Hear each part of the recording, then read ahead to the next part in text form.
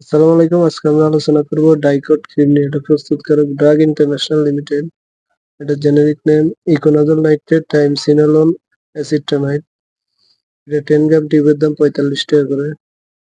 নির্দেশনা কি জন্য ডাইকট ক্রিম ব্যবহার করা হয়? এটি সাধারণত ডাক্তারগণ দিয়ে থাকেন চুলকানি, অ্যালার্জি, দাউদের চুলকানির জন্য। এছাড়াও eczematous, mycosis, psoriasis, tinea pedis, tinea corporis, tinea cruris, inflammatory intertrigo, diaper dermatitis. বিবরণ: এই ক্রিম একটি বিশ্বত বর্ণালী ছত্রাক রোধী, যার প্রদাহ রোধী, চুলকানি রোধী, অ্যালার্জি রোধী প্রভাব রয়েছে। এই ক্রিমটি একটি শক্তিশালী ছত্রাকনাশক ইকোনাজল নাইট্রেট এবং ব্যাকটেরিয়া রোধী কার্যকারিতাকে উদ্বুদ্ধ এবং মারাত্মক প্রদাহকে প্রশমিত করার লক্ষ্যে টাইমসিলন অ্যাসিট্রামাইড এর সমন্বয়ে প্রস্তুতকৃত বলে গ্রাম পজিটিভ জীবাণু এবং ছত্রাকের মিশ্র সংক্রমণে একজিমা পুনঃপ্রদায়ে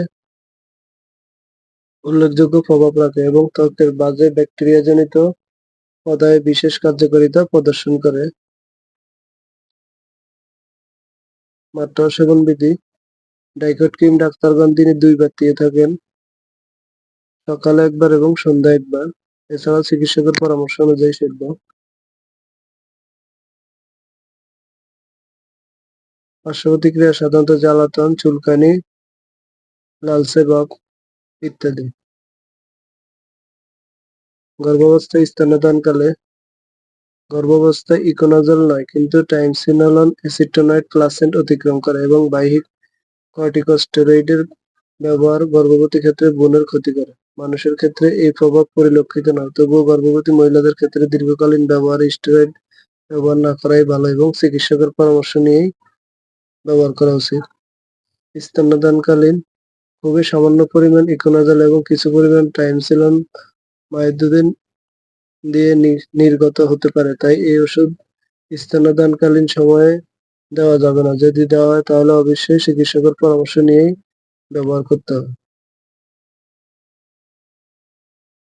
থেরাপিউটিক্যাল ক্লাস টাইমসিনালন কম্বাইন্ড প্রিপারেশন। সংরক্ষণ: আলো থেকে দূরে, ঠান্ডা 30 ডিগ্রি তাপমাত্রার নিচে, শুষ্ক স্থানে রাখুন, শিশুদের নাগালের বাইরে রাখুন। এছাড়াও যে কোনো মেডিসিন ব্যবহারের পূর্বে অবশ্যই ডাক্তারের পরামর্শ নিয়ে ব্যবহার করবেন। নিজে নিজে ভিডিও দেখে কোনো ওষুধ ব্যবহার করবেন না।